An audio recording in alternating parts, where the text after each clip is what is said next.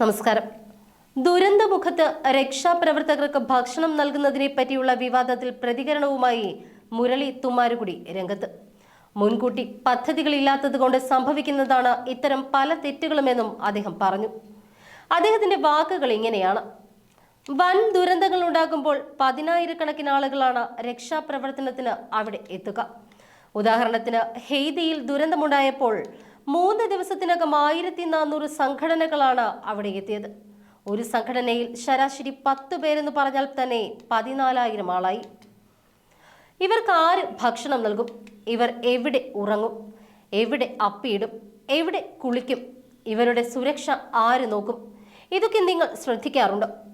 സത്യത്തിൽ കേരളത്തിൽ ആയിരക്കണക്കിന് രക്ഷാപ്രവർത്തകരുള്ള സ്ഥലത്ത് ഇവർ എവിടെയാണ് താമസിക്കുന്നത്, ടോയ്ലറ്റിൽ പോകുന്നത് എന്നൊക്കെ ഞാൻ ചിന്തിക്കാറുണ്ട്.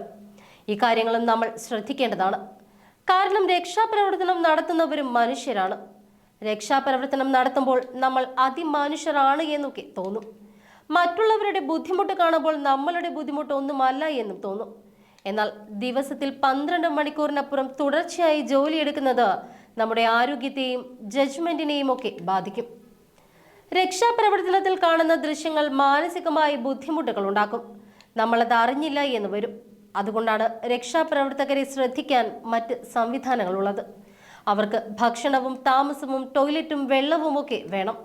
അതേസമയം വരുന്ന രക്ഷാപ്രവർത്തകരൊക്കെ നാട്ടുകാരോട് താമസ സ്ഥലവും ഭക്ഷണവും ടോയ്ലറ്റും ഒക്കെ ആവശ്യപ്പെട്ടാൽ അത് രക്ഷിക്കുന്നവർക്ക് ബുദ്ധിമുട്ടാവില്ലേ? ഇതൊരു പുതിയ പ്രശ്നമല്ല. ലോകം ആദ്യമായിട്ടല്ല ഒരു ദുരന്തത്തെ നേരിടുന്നത്. അതുകൊണ്ട് തന്നെ അതിനുള്ള സംവിധാനങ്ങളുമുണ്ട്. ഉദാഹരണത്തിന് ഹെയ്തിയിലെ കാര്യം തന്നെ എടുക്കാം. 1 കോടി ജനസംഖ്യയുള്ള രാജ്യമാണ് ഹെയ്തി. അവിടെയുണ്ടായ ദുരന്തത്തിൽ 2,50,000 വീടുകൾ പൂർണ്ണമായും നശിച്ചു. 20 ലക്ഷത്തിന് മുകളിൽ ആളുകൾ ക്യാമ്പിലായി. അവരെ സഹായിക്കാൻ 15,000 രക്ഷാപ്രവർത്തകർ അവിടെ എത്തി. ഈ എത്തുന്ന ആളുകളെല്ലാം ആ നാട്ടിൽ നിന്നും ഭക്ഷണം കണ്ടെത്താൻ നോക്കിയാൽ നാട്ടുകാർക്കുള്ളത് തന്നെ കിട്ടാതാകും. വില കൂടും. അവർക്ക് താമസിക്കാൻ സർക്കാർ സ്ഥലം കണ്ടെത്തേണ്ടി വന്നാൽ ദുരന്തത്തിൽപ്പെട്ടവർക്ക് അത്രയും സ്ഥലം അങ്ങ് കുറയും. അതുകൊണ്ടാണ് ഒന്നാമത്തെ നിയമം. കൃത്യമായി ദുരന്തത്തിൽപ്പെട്ടവരെ സഹായിക്കാൻ അറിവുള്ളവർ വന്നാൽ മതി. രണ്ടാമത്തെ നിയമം, രക്ഷാപ്രവർത്തനത്തിന് വരുന്നവർ കിടക്കാനുള്ള റെന്റ്, സ്ലീപ്പിംഗ് ബാഗ്, ടോയ്ലറ്ററീസ്, 3 ദിവസത്തേക്കുള്ള വെള്ളം, ഭക്ഷണം ഇതൊക്കെ കൊണ്ടുവരണം. രക്ഷാപ്രവർത്തനത്തിന് പോകുന്നവർ സാധാരണ ബിരിയാണിയും ചോറുമല്ല കഴിക്കുക. അതിനുവേണ്ടി തന്നെ കുറച്ചുനാൾ കേടാവാതെ സൂക്ഷിച്ചു വെക്കുന്ന ഭക്ഷണങ്ങളുണ്ട്. മീൽസ് റെഡി ടു ഈറ്റ് എന്നാണ് ഇതിന് പൊതുവെ പറയുക. യുദ്ധത്തിന് പോകുന്ന ആർമിക്കാർക്കൊക്കെ കൊടുത്തുവിടുന്ന അതേ സാധനമാണ്. അധികം ടോയ്ലറ്റ് വേണ്ടി വരില്ല എന്നതും ഇതിന്റെ ഒരു ഗുണമാണ്. ഹെയ്തിയിൽ സുരക്ഷയുടെ ഒരു വിഷയം കൂടി ഉണ്ടായിരുന്നതിനാൽ യു എന്നതിന്റെ ലോജിസ്റ്റിക് ബേസിലാണ് താമസിച്ചിരുന്നത്. താമസം എന്നാൽ ഒന്നുകിൽ ടെന്റിൽ, അല്ല എങ്കിൽ സ്ലീപ്പിംഗ് ബാഗിൽ. ഞാനൊരു ജീപ്പിലിരുന്നാണ് ഉറങ്ങിയത്. സ്ലീപ്പിംഗ് ബാഗും ടെന്റും അതില്ലാത്തവർക്ക് കൊടുത്തു.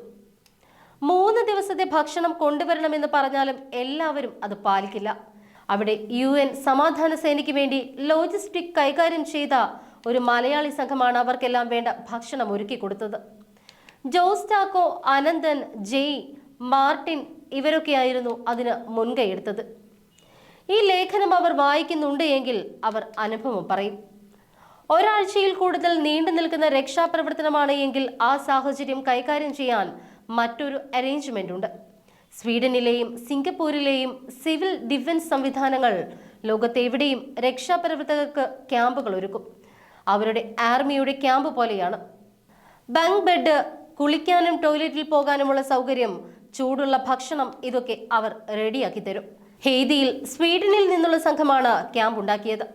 ഒരാഴ്ച കുളിക്കാതെ കാറിൽ കിടന്നുറങ്ങിയതിനു ശേഷം കുളിച്ച് ബെഡിൽ കിടന്നു കഴിയുമ്പോൾ ഉണ്ടാകുന്ന ഊർജം അത് നിസ്സാരമല്ല. ഒരാഴ്ചയ്ക്കകം ഞാൻ മലയാളി സംഘത്തിലേക്ക് മാറുകയും അവരുടെ അതിഥിയായി 2 മാസം താമസിക്കുകയും എൻ്റെ സീറ്റ് കൂടുതൽ ആവശ്യമുള്ള മറ്റുള്ളവർക്ക് കൊടുക്കുകയും ചെയ്ത കഥ പണ്ട് ഞാൻ പറഞ്ഞിട്ടുള്ളതാണ്. അവർക്ക് വീണ്ടും നന്ദി പറയുന്നു. കേരളം രക്ഷാപ്രവർത്തനത്തിൽ മറ്റൊരു ലെവലിലേക്ക് മാറുകയാണിപ്പോൾ. നിർഭാഗ്യവശാൽ ദുരന്തങ്ങൾ നമ്മുടെ സഹചാരിയായിരിക്കുന്നു. അതുകൊണ്ട് തന്നെ രക്ഷാപ്രവർത്തകർക്ക് മിനിമം പരിശീലനം വേണം. വ്യക്തി സുരക്ഷാ ഉപകരണങ്ങൾ, രക്ഷാപ്രവർത്തകരുടെ സംഘങ്ങൾക്ക് ചില സ്റ്റാൻഡേർഡുകൾ, രജിസ്ട്രേഷൻ, കമ്മ്യൂണിക്കേഷൻ കോർഡിനേറ്റർ, പ്രോട്ടോകോൾ ഒക്കെ വരാൻ സമയമായി. അതോടൊപ്പം തന്നെ രക്ഷാപ്രവർത്തകർക്ക് വേണ്ട ഭക്ഷണം, താമസം, അവരുടെ ആരോഗ്യകാര്യങ്ങൾ, മാനസികാരോഗ്യമൊക്കെ നോക്കാൻ മറ്റൊരു ലെവലിലുള്ള സംഘങ്ങളുടെ ആവശ്യവും വന്നിരിക്കുന്നു. ഇക്കാര്യത്തിൽ മത്സരമല്ല, ഏകോപനമാണ് വേണ്ടത്. നമ്മുടെ സമൂഹത്തിന് എളുപ്പത്തിൽ സാധിക്കുന്നതാണ് അത്. അല്പം പ്ലാൻ ചെയ്താൽ മാത്രം മതി.